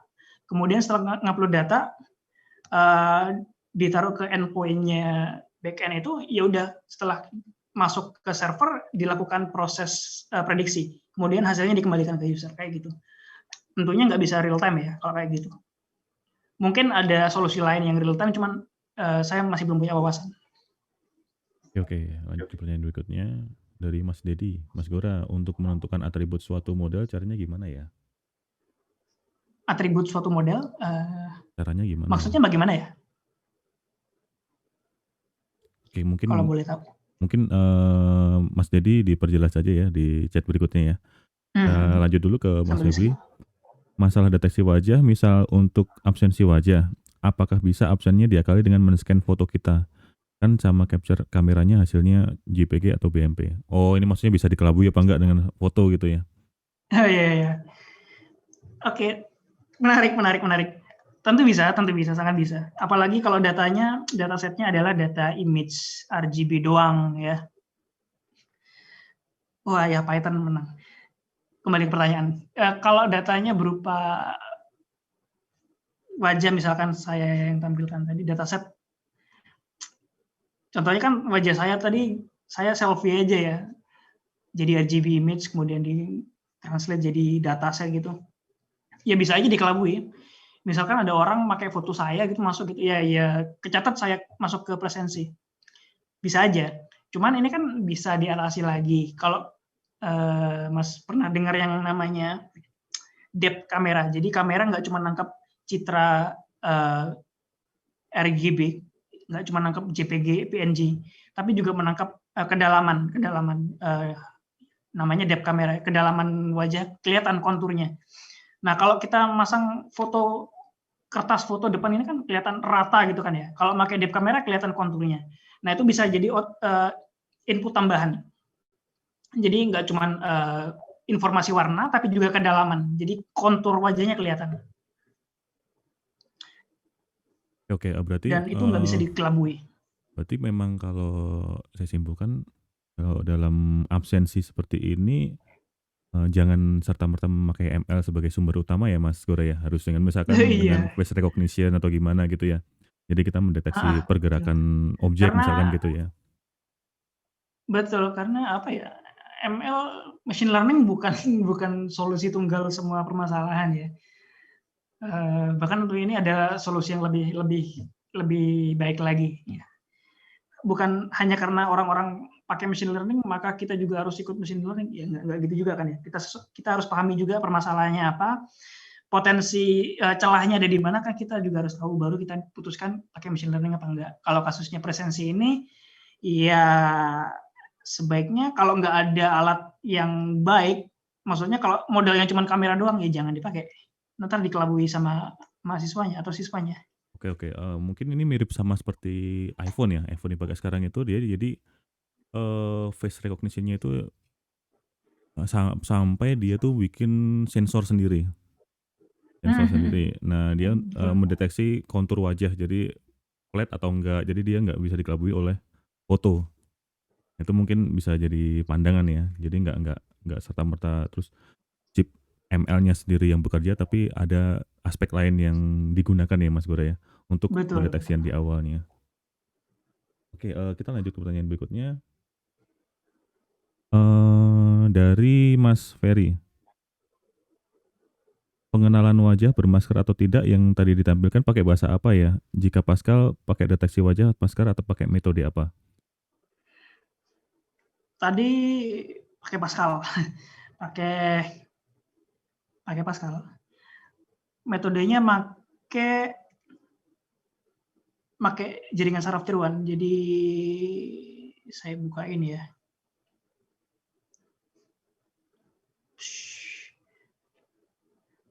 Jadi dia pakai Pascal, modelnya dari jaringan saraf tiruan, modelnya kalau pernah dengar namanya multi-layer perceptron, atau kata lainnya multi-layer neural network. Jadi ada gambarnya kan 64 kali 64 itu. Saya capture-nya 64 kali 64. Regen wajahnya itu saya tangkap pakai OpenCV. OpenCV kan bisa deteksi wajahnya kan ya. Dari situ saya crop bagian wajah terus di capture dapat banyak terus diolah. Nah, inputnya 64 kali 64 terus satu hidden layer sama dua hidden layer sama ya udah 3 output. Simple aja kok. Fully connected. Jadi neural network terus dilatih pakai optimizernya RMS Prop, dilatih, setelah selesai ya disimpan save model. Save model jadi mass detector model. Isinya mass detector model itu adalah bobot dalam model jaringan saraf tiruannya ya. Jadi weight dan bias kalau teman-teman pernah dengar. Itu disimpan di situ, nanti di load. Ini program command line untuk melatih modelnya ya. Kalau formnya bisa pakai Lazarus. Jadi Lazarus kan bisa bikin kayak program desktop seperti DLP gitu ya. Klik tarik tombol. Barangkali ada teman-teman yang masih belum pernah ngelihat Lazarus ya. Saya kasih contoh. Tapi presentasinya udah ini deh. Iya, udah jadi. Ya, tapi kayaknya itu pakai Lazarus versi lama deh. Ya untuk interface-nya ya kita desain aja kayak gini, tambah tombol terus tambah canvas untuk menggambar wajah saya secara real time kayak gitu. Ya udah, itu dari sisi UI-nya. Kalau dari sisi machine learning-nya ini aja. Jadi kita bikin model, kita latih modelnya, setelah selesai kita save, terus nanti kita load di sisi UI-nya. Jadi kurang lebih kayak gitu. Oh, saya nggak share screen tadi ya. Oh, ya udah sih, nggak apa-apa. Iya, pakai Pascal. Oke, jadi ke pertanyaan berikutnya, mungkin nanti source-nya bisa di-share di grup mungkin ya, Mas Gora ya, kalau berkenan. Iya, sure. Oke, dari Mas Nur, pertanyaan berikutnya, jika machine learning membutuhkan data dengan labelnya, berarti ketika kita memberikan data dengan label yang salah, maka hasil prediksinya akan salah juga. Betul, ada kemungkinan salah gitu. Tapi ini adalah permasalahan yang cukup umum ya. Jadi walaupun ada kesalahan 1-2 di bagian pemberian label, tantangan dari kita membuat program machine learning adalah, itu kan hitungannya noise ya berarti. Salah satu tantangan kita membuat machine learning adalah membuat satu model yang sederhana, namun dia dapat melakukan generalisasi. Artinya dengan model itu, apapun noise yang diberikan nanti kalau punya data baru, itu dapat diprediksi dengan benar gitu. Kalau bisa saya gambarkan kayak gini. Kelihatan ya screen saya? Kelihatan Mas Gora. Oke. Misalkan kita punya data kayak gini. Ternyata ada satu yang melenceng di sini. Oh, yang lainnya udah baik-baik aja gitu. Nah, program machine learning yang baik adalah yang bisa prediksi kayak gini, bukan yang deteksi kayak gini. Kayak gitu. Jadi di komunitas kita ini udah cukup terhandle ya. Jadi mungkin model-model yang sekarang sering orang-orang pakai udah bisa menghandle kayak gini. Jadi walaupun ada 1-2 contoh sampel yang noisy, ada noise-nya atau outlier, dia bisa teratasi dengan berbagai macam istilahnya regularisasi. Jadi di model itu kita tambahkan satu parameter tertentu atau beberapa settingan agar nggak terlalu terpengaruh sama noise atau label yang salah tadi. Sehingga walaupun ada bagian yang salah, di masa depan kalau ada data baru, kita bisa mengklasifikasinya secara benar. Kayak gitu. Oke, berarti noise itu memang bisa diatasi ya, tergantung machine learning itu tersendiri ya Mas Gora ya. Betul. Oke, kita lanjut pertanyaan berikutnya sampai mana tadi ya? Oh ini, dari Mas Dedi tadi melanjutkan pertanyaan tadi. Maksudnya penentuan atribut atau variabel suatu model untuk ML bisa kita tentukan sendiri atau gimana? Kalau saya nangkap atribut untuk datanya ya mungkin ya. Kalau data kanker mungkin data gambar kanker, ukuran atau diameter kankernya gitu ya. Itu biasanya yang menentukan adalah pakar di bagian domain expertise tadi. Kalau saya ya bagian di pakarnya. Kalau datanya berupa data rekam medis, itu yang berhak menentukan adalah ya komunitas dokternya. Kalau datanya adalah berupa customer di suatu toko atau di suatu e-commerce gitu, ya yang punya hak ya si pemilik e-commerce itu yang menentukan. Jadi bisa dipertanggungjawabkan. Apalagi kalau bagian data seperti rekam medis gitu ya. Di 1-2 paper yang pernah saya baca, bahkan mereka membentuk satu tim panel ya, isinya beberapa dokter, yang mereka berdiskusi, oh data ini kita beri label ini, oh data ini kita beri label itu, gitu. Jadi ada diskusi tersendiri. Ada banyak sih caranya untuk menentukan label. Paling idealnya adalah untuk menentukan atribut itu ya kita serahkan kepada pakarnya, gitu, agar bisa dipertanggungjawabkan secara ilmiah. Oke, ini karena mungkin machine learning itu gede ya dan untuk kebutuhan spesifik, jadi itu akan bersenggolan dengan pakar-pakar terkait ya Mas Gora ya, tergantung pada Iya, mau diimplementasikan di mana machine learning tersebut ya. betul. Oke, dari Om Cahyo pertanyaan berikutnya. Model matrix terkadang tidak sama tinggi hasilnya sama antara akuransi, precision, recall, dan F1. Nah, kapan kita memakai hasilnya? Apakah mau ikut akurasi, precision, recall, atau F1 ya? Dan dalam konteks apa Oke, terima kasih. Jadi untuk mengevaluasi model, memang ada banyak jenis metrik ya, ada F1 score, ada akurasi, ada erosi curve, ada dan lain sebagainya. Kalau datanya kita punya jumlah sampel yang sama untuk masing-masing kelas, misalkan kita punya tiga kelas ya, nggak pakai masker, atau pakai masker tapi nggak bener. Nah kalau dari masing-masing kelas ini kita punya data yang seimbang sama jumlahnya ya, kita bisa pakai akurasi. Karena it's okay, jumlahnya datanya sama, kalau kita pukul sama rata, dibikin rata-rata true prediction-nya, ya udah, it's okay, it's fair gitu. Tapi kalau jumlah sampel di masing-masing kelasnya itu jomplang gitu ya, istilahnya data yang imbalance, tidak balance jumlahnya.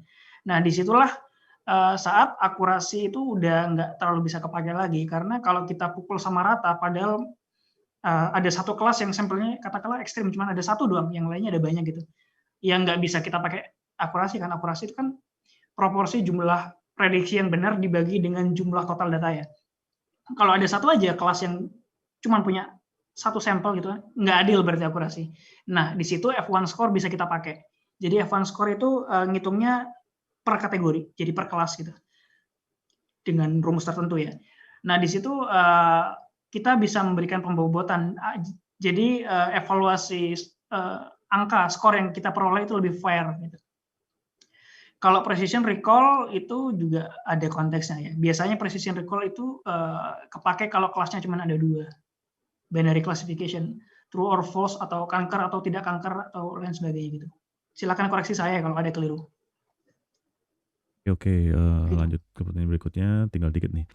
Dari Mas Ferry, OpenCV for Pascal atau Lazarus ada komponennya apa enggak ya Mas Gora? Ada. Saya pakai OpenCV for Lazarus. Ada. Oke. Itu yang saya pakai sih. Ada ya Mas Gora? Ada yang menyediakan Unity lah, di GitHub ada, bisa di search. Oke, ini mungkin bisa di search ya. Oke, lanjut dulu ke pertanyaan berikutnya dari Mas Febri lagi. Untuk melatih modalnya pakai software apa ya Mas Gora? Dan hasilnya berupa image dan XML dan hasilnya berupa image dan XML ya kalau nggak salah ya. Silakan Mas Gora. Melatih modelnya pakai Pascal ya tadi. Pakai Pascal. Saya share sebentar dikit ya. Boleh. Bikinnya pakai Pascal. Ini kode Pascalnya ya, programnya Pascal. Equivalent dengan Keras atau PyTorch.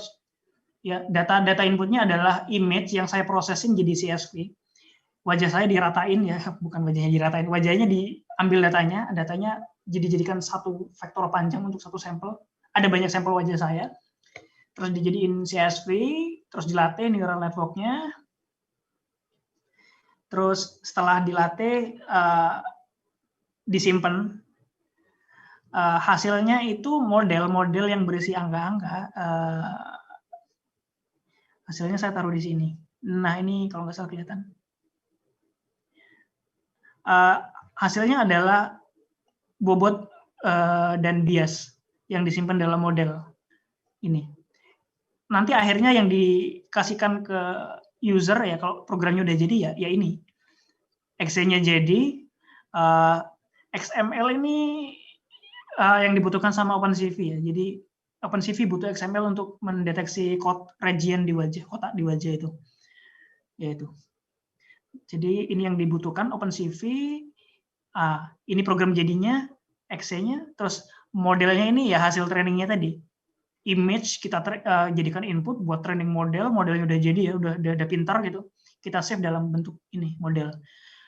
Isinya ya angka-angka. Kalau kita lihat isinya ya angka bobot gitu. Tapi kayaknya banyak banget ya ini. Iya. Ya, formatnya kayak gini. Angka-angka lah intinya. Angka-angka yang bisa kita pakai untuk membuat prediksi. Begitu. Oke. Berarti trainingnya memang pakai ini sendiri ya, aplikasi sendiri ya pas nanti ya. Oke, pertanyaan berikutnya dari Mas Ri Edwin. Mohon penjelasan antara computer vision dengan machine learning. Oke. Computer vision itu intinya ya, kita membuat komputer bisa melihat. Vision penglihatan komputer. Bagaimana cara membuat komputer bisa melihat? Sebetulnya computer vision atau CV itu udah disiplin yang cukup lama ya. Jadi ada banyak cara yang bisa dilakukan untuk membuat komputer melihat. Ada banyak cara. Pertama, baik dengan jalur non-machine learning atau jalur katakanlah statistical analysis. Dari citra wajah katakanlah, kita ambil informasi histogram of gradient kalau pernah dengar. Nah, dari situ kita bisa lakukan analisis statistik. Ya udah gitu. Kalau machine learning itu hanyalah salah satu cara yang kita bisa pakai untuk melakukan computer vision. Gitu. Salah satu contoh kasusnya adalah object detection yang tadi saya sempat tunjukkan di slide, yang ada video bisa deteksi banyak objek itu ya. Nah, itu adalah computer vision yang menggunakan machine learning sebagai metodenya untuk mendeteksi. Gitu. Cukup jelas ya kelihatan bedanya gimana. Computer vision itu adalah satu disiplin tersendiri, satu bidang tersendiri. Dan di dalam bidang computer vision itu kita bisa, ada banyak alat di dalam computer vision itu. Salah satu alatnya adalah machine learning. Kira-kira kasarannya kayak gitu, relasi antara computer vision dan machine learning. Oke. Berikutnya, sebelumnya mungkin saya ingetin lagi untuk gabung ke Telegram kelas ya, sama absen dulu. Linknya ada di grup chat, di chat Zoom juga ada. Oke, lanjut ke pertanyaan berikutnya dari Om Luri. Bagaimana jika data yang sedikit? Bagaimana jika data yang ada ternyata sedikit, memiliki label yang sangat sedikit? Karena nanti kita akan mempelajari regresi. Ada algoritma lain nggak sih yang bisa digunakan? Beda ini satu-satu. Bagaimana kalau datanya cuman sedikit gitu ya? Maksudnya datanya cuma dikit gitu? Labelnya.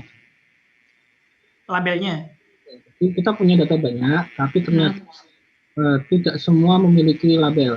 Oke, I see. Tetap bisa dipakai. Cuman ada teknik khususnya, ada teknik tersendiri. Namanya semi-supervised learning, Om. Jadi ketika kita punya dataset, sebagian ada label, sebagian nggak ada labelnya. Baik data yang ada, porsi data yang ada labelnya maupun yang nggak ada labelnya, sama-sama bisa kita ikutkan dalam training.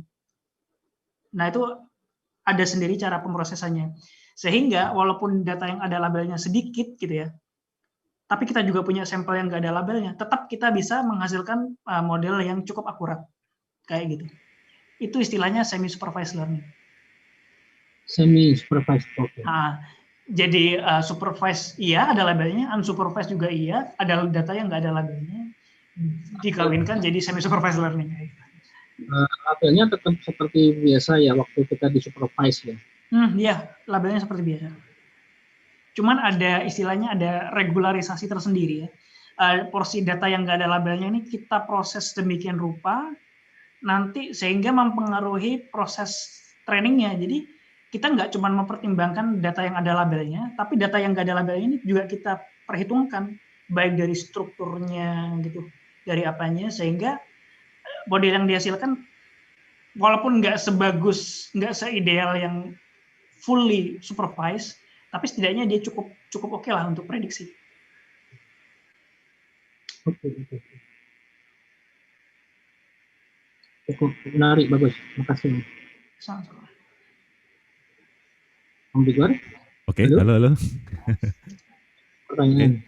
Kayaknya pertanyaan udah habis ya. Jadi saya lagi aja, ada yang kedua tuh. Itu yang berikutnya aku tanya lagi. Karena Om Gora, Mas Gora, kita nanti kan di sesi berikutnya mempelajari regresi kan ya? Iya, betul. Ada algoritma lain nggak sih selain regresi, entah mungkin KNN, Bayes, atau LGA atau apa gitu? Banyak ya. Jadi regresi itu kan apa ya tasknya ya. Kita mau melakukan prediksi numerik, aktivitas memprediksi angka ini yang kita sebut regresi. Salah satu metode untuk melakukan prediksi angka-angka ini adalah regresi linear. Tentu ada banyak lagi model-model yang bisa kita pakai kayak decision tree regression. Kita juga bisa pakai random forest regression kalau mau sebut itu. Atau mau pakai yang lain, ya pokoknya ada banyak lah. Bisa aja. Cuman saya bisa aja sih. Cuma saya pilih ini karena bersambung gitu. Bersambung ke logistic regression, yang juga bersambung ke neural network, yang juga bersambung ke deep learning kalau memang kita mau teruskan kayak gitu. Nah, ini nanti bedanya apa ya kalau selama ini kita kenal sebagai apa itu LDA, discriminant analysis, itu bedanya apa nanti ya? Kalau LDA ada dua kan kegunaannya. Sebetulnya LDA bisa kepake buat klasifikasi Om. Di dalam LDA itu mekanismenya kan gini, kita punya data itu kita proyeksikan ke dimensi lain gitu ya, sehingga bisa dipakai untuk klasifikasi dengan baik gitu. Kayaknya makin pusing saya. Iya, gimana ya? Terus terang saya belum bisa ngomong terlalu banyak soal LDA ya, karena di bagian LDA saya masih belum cukup banyak baca. Cuman seingat saya LDA itu kepakainya buat klasifikasi. Ada model lain yang dipakai buat regresi, ada lagi. Cuman sengaja saya pilihkan linear regression pertama karena simple ya. Kemudian selain karena simple, dia itu bisa dikembangkan menjadi metode yang akhirnya banyak orang pakai sekarang kayak gitu. Oke. Ya. Terus ini udah lewat panjang. Ini pertanyaan umum tentang profesi di machine learning itu gambarannya seperti apa sih nanti, dan basic kurikulum atau basic materi apa yang harus dikuasain oleh seorang yang akan masuk ke bidang machine learning ini? Machine learning sekarang masih sangat dinamis ya, dan posisi-posisi title pekerjaan itu cukup banyak ya di machine learning. Ada machine learning researcher, ada machine learning engineer, ada juga yang terbaru machine learning DevOps.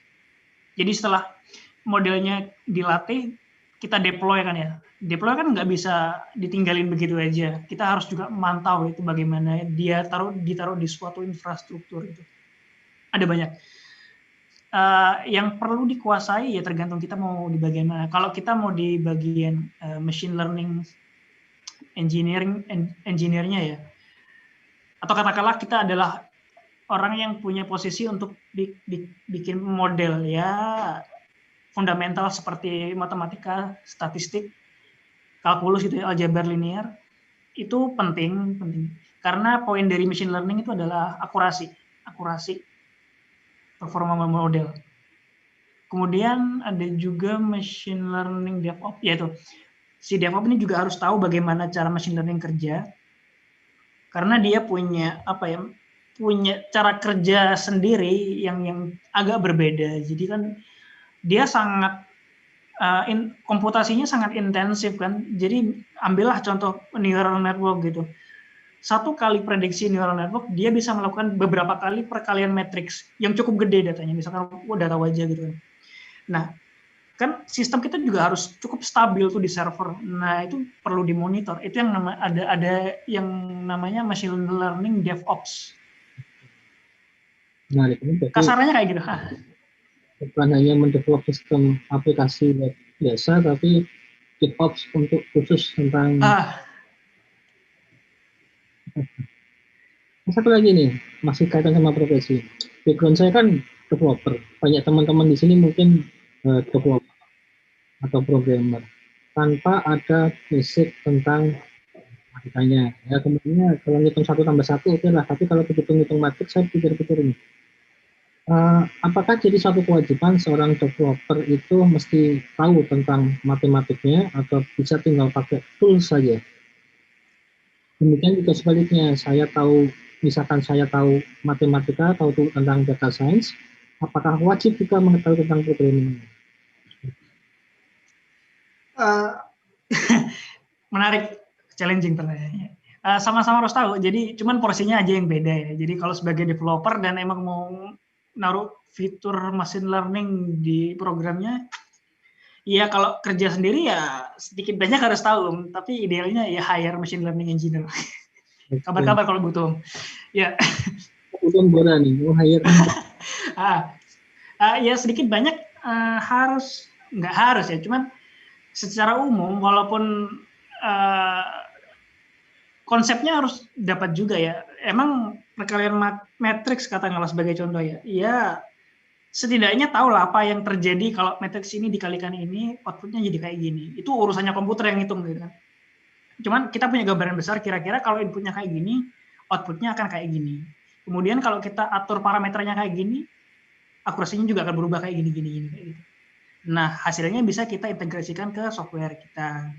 Cuman kalau mau butuh eksplorasi lebih jauh lagi, emang kita butuh satu resource tersendiri ya yang bisa berpikir di area situ. Oke, cukup itu, Om Bigor silakan. Oke. Dari Febri mungkin saya jawab aja. Nanti kita sediain URL untuk downloadnya ya di chat group. Makanya teman-teman di sini yang sudah tergabung di sini minta tolong untuk join di chat group. Karena besok kan ada kelas lagi nih. Itu kita akan berikan tautan Zoom-nya di chat group. Jadi kita sudah tidak menggunakan grup Pascal Indonesia lagi untuk menyebar tautan Zoom, karena takutnya yang tidak hadir sekarang tiba-tiba hadir besok dan banyak pertanyaan yang sudah kita bahas di sini. Jadi kita akan beritahu hanya di chat group khusus kelas. Jadi minta tolong untuk join dulu di chat group. Oke, karena pertanyaannya udah nggak ada, mungkin kita mungkin bisa akhiri dulu kali ya Mas Gora ya. Untuk sesi kali ini kita akhiri. Besok kita ada sesi lagi jam yang sama 7:30. Habis ini saya kasih tautan untuk besok, tautan Zoom untuk besok di chat group. Oke, Om Luri mungkin ada pertanyaan lagi? Udah 3 itu udah membuat saya pening sendiri jadinya itu. Oke. Semoga bisa dinikmati. Biasanya saya nggak pegel, sekarang saya pegel deh. Oke, kalau gitu mungkin kita akhiri dulu teman-teman. Bagi yang belum absen silakan absen dulu. Bagi yang belum join di chat group silakan join. Oke. Oh iya, sebelumnya saya ingin liatin surveinya ya. Surveinya ternyata tetap yang menang Python ya, Mas Gora ya. Berarti kita besok bahasa utamanya akan menggunakan Python. Mungkin Pascal akan di review sedikit-sedikit aja. Nah, Uh, saya uh, berusaha memenuhi janji untuk menampilkan Pascal. supaya konsep yang kita dapat itu adalah machine learning, bukan bahasa pemrogramannya. Betul. Ini adalah kelas machine learning, bukan kelas Python atau kelas Pascal. Oke, mungkin itu dulu. Selamat malam. Terima kasih teman-teman semuanya yang telah hadir, menyempatkan waktunya di sela-sela liburan ini. Terima kasih Mas Gora yang udah menyempatkan diri hadir di sini untuk mengajarin kita semua. Walaupun ini di Korea udah malam ya Mas Gora ya, udah tengah malam. Masih baru mulai sore kok, setengah 12. Oke, makasih juga sama Om Luri yang udah nemenin kita. Oke, kita ketemu besok lagi. Terima kasih semuanya. Assalamualaikum. Makasih Pak Romi. Oh, ada dosen saya. Makasih Pak Romi. Aduh. Yang mau nostalgia silakan, ini recording saya stop dulu. Oke. Waduh. Jadi yang nostalgia nih.